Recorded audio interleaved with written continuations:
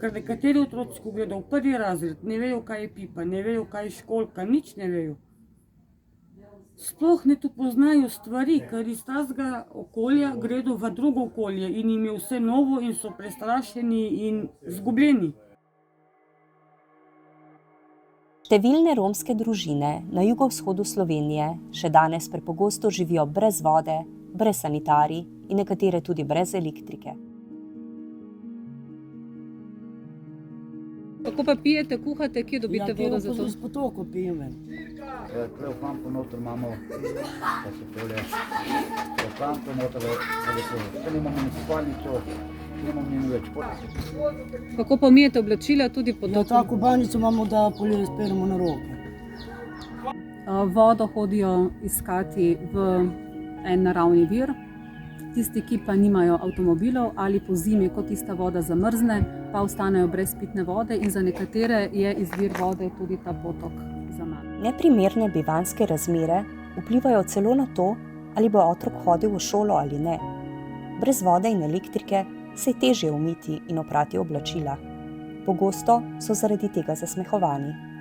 Ko se po zimi hitro stemni, nekaterim otrokom za učenje ostane le sveča ali pa ostanejo v temi in na mrzlem. Govorijo, ja, cigani smrdijo pa umazani. Če lahko smrdijo, ima lahko imajo. Ni elektrike, ni vodo.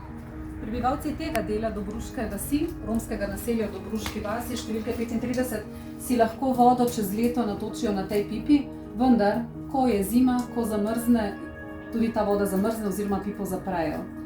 In takrat vode v naselju za številne družine ni.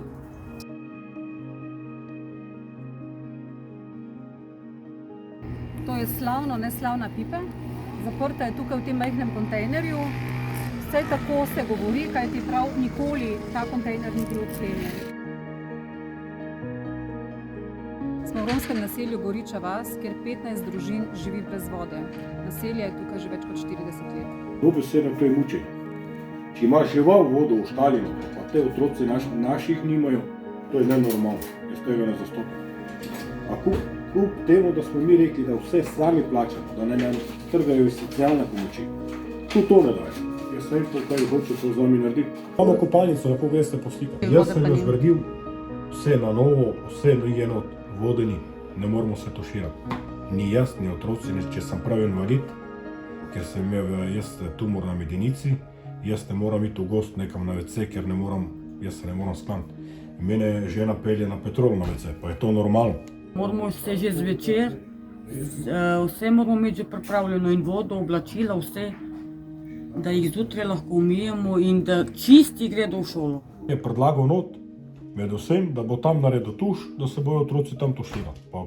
Znači mi moramo ostati ob 6. zjutraj, otroka pripeljati v šolo, ga Katja mora stuširati, kje bo otrok šel moker, pošušiti, obleči, pa pol v razred poslati, da bojo otroci se delali norca, že tukaj so skremenirani, pol bojo pa še hujše. Otroci, ko gredo v prvi razred, ne vejo, kaj je pipa, ne vejo, kaj je školjka, nič ne vejo. Sploh ne tu poznajo stvari, ker iz tazga okolja gredo v drugo okolje in jim je vse novo in so prestrašeni in zgubljeni. Svoje želje so samo voda. Življenje brez vode in elektrike vpliva na njihovo zdravje. Življenjska doba Romov in Rominj je za kar 22 let nižja od ostalega prebivalstva. Smrtnost romskih otrok od 1. do 4. leta pa je kar 7-krat višja od ostalih otrok. Štele živimo že 22 let, ne? In smo brez elektrike in brez vode. Tale potok imamo za piti in vsega, in za umivati in kuhati, za vse ne? In elektrike nimamo. Imamo agregat vsak dan po 10 evrov, ne? In imamo kaj tako je življenje, ne? Brez elektrike in brez vode.